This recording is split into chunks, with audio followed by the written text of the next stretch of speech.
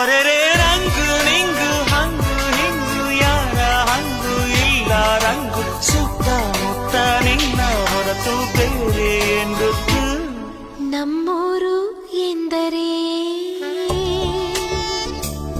ದೇವರೇ ಶ್ರೀ